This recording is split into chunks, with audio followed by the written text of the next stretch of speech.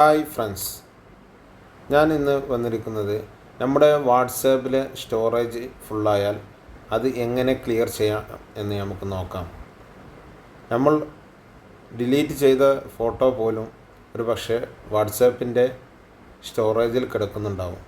നമ്മുടെ ഫോണിൻ്റെ സ്റ്റോറേജിൻ്റെ ഒരു ഭാഗം അത് വാട്സാപ്പിനായി കിടക്കുന്നുണ്ടാവും. അത് നമുക്ക് എങ്ങനെ ക്ലിയർ ചെയ്യാം എന്ന് നോക്കാം. അതിനായി നമ്മളുടെ ഡിവൈസിലെ വാട്സാപ്പ് ഓപ്പൺ ചെയ്യുക.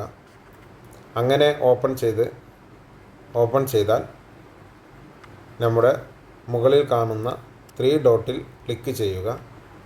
ക്ലിക്ക് ചെയ്ത് നമ്മൾ സെറ്റിങ്സിൽ പോവുക. സെറ്റിങ്സിൽ പോയി കഴിഞ്ഞാൽ നമുക്ക് അടിയിലേക്ക് സ്ക്രോൾ ചെയ്താൽ സ്റ്റോറേജ് ആൻഡ് ഡാറ്റ എന്ന് കാണിക്കും. അതിൽ ക്ലിക്ക് ചെയ്യുക. അതിൽ ക്ലിക്ക് ചെയ്താൽ ഇപ്പോൾ എൻ്റെ സ്റ്റോറേജ് മാനേജ് യുവർ സ്റ്റോറേജ് എന്നുള്ളത് 1.1 GB ആണ് കാണിക്കുന്നത്. അപ്പോൾ അത് എങ്ങനെ നമുക്ക് ക്ലിയർ ചെയ്യാം എന്ന് നോക്കാം. അതിനായി നമ്മൾ മാനേജ് സ്റ്റോറേജ് എന്നുള്ളത് ക്ലിക്ക് ചെയ്യുക. അങ്ങനെ ക്ലിക്ക് ചെയ്യുമ്പോൾ നമുക്ക് ഇവിടെ അപ്ഡേറ്റ് ആയിട്ട് വരും. എൻ്റേത് അങ്ങനെ തന്നെയാണ്, ഒരു 1.1 GB ആണ് കാണിക്കുന്നത്. അങ്ങനെ നമുക്കിവിടെ അടിയിലോട്ട് സ്ക്രോൾ ചെയ്താൽ ഇവിടെ നമുക്ക് കാണിക്കും ഫോർവേഡ് മെനി ടൈംസ് എന്നുള്ളത് കാണിക്കുന്നുണ്ട്. അതിൽ ക്ലിക്ക് ചെയ്താൽ 91.1 MB അവിടെ നമുക്ക് കാണിക്കുന്നുണ്ട്. അപ്പോൾ അതിൽ ക്ലിക്ക് ചെയ്ത് നമുക്ക് ഇവിടുന്ന് ആവശ്യമില്ലാത്തതൊക്കെ ഡിലീറ്റ് ചെയ്യാൻ സാധിക്കും. ഇവിടെ ഞാനിത് മൊത്തം ഡിലീറ്റ് ചെയ്യാണ്. അതിന് ഞാൻ സെലക്ട് ഓൾ എന്നുള്ളത് അടിച്ച് ഡിലീറ്റ് കൊടുത്തു. ഡിലീറ്റ് ആയി. ഇനി നമ്മൾ ബാക്ക് വന്നു കഴിഞ്ഞാൽ അത് ഡിലീറ്റ് ആയി. പിന്നെ ലാർജർ ദാൻ 5 MB എന്നുള്ളത് അവിടെ ഉണ്ട്. അത് 936.5 MB ആണ് അത് കാണിക്കുന്നത്. അത് എന്തൊക്കെയാണെന്ന് നമുക്ക് നോക്കാം. ഇങ്ങനെ ഓപ്പൺ ആക്കി നോക്കാം. അതിൽ കുറച്ച് ഫോട്ടോസും കാര്യങ്ങളും ഒക്കെ ഉണ്ട്, വീഡിയോസും കാര്യങ്ങളൊക്കെ ഉണ്ട്. അപ്പോൾ അത് നമുക്ക് ഡിലീറ്റ് ചെയ്യാം. ഞാനത് മൊത്തത്തിൽ ഡിലീറ്റ് കൊടുക്കുകയാണ്.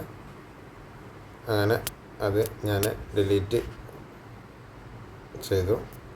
ഇനി നമുക്ക് ബാക്ക് വന്നു കഴിഞ്ഞാൽ നമുക്ക് അടിയിലേക്ക് സ്ക്രോൾ ചെയ്താൽ നമ്മുടെ ഗ്രൂപ്പുകൾ കാണിക്കും. ഓരോ ഗ്രൂപ്പിൽ നമുക്ക് എത്രത്തോളം MB യൂസ് ചെയ്ത് എന്ന് കാണിക്കും. അങ്ങനെ നമുക്ക് ഓരോ ഗ്രൂപ്പും നമുക്ക് ഡിലീറ്റ് ചെയ്ത് ഒഴിവാക്കാം. ഇവിടെ ഇപ്പോൾ ഞാൻ കാണിക്കാം. ഈ 104.9 MB എന്നുള്ളത് ഞാൻ ഒന്ന് ഇതാക്കുന്നുണ്ട്.